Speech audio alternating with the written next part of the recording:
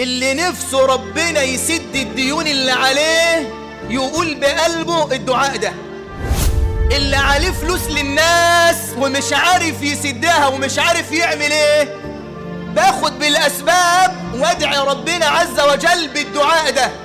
اقسم بالله لو عليك ديون كالجبال ربنا يسد الديون اللي عليك دي، لان اللي قال كده سيدنا النبي محمد صلى الله عليه وسلم. ونحفظ بقى الدعاء ده مع بعض. قال النبي صلى الله عليه وسلم لسيدنا معاذ ابن جبل: ألا أعلمك دعاء تدعو به لو كان عليك مثل جبل أحد دينا لأداه الله عنك.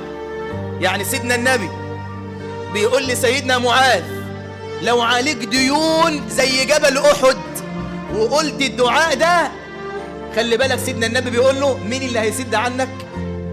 الله سبحانه وتعالى وجل في علاه.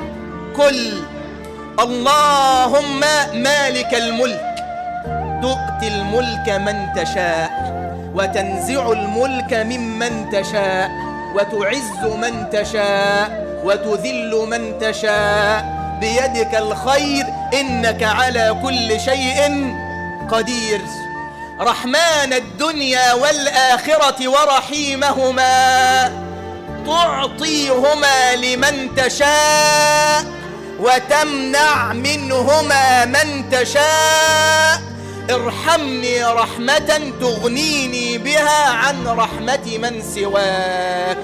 اللهم مالك الملك تؤتي الملك من تشاء وتنزع الملك ممن تشاء وتعز من تشاء وتذل من تشاء بيدك الخير إنك على كل شيء قدير.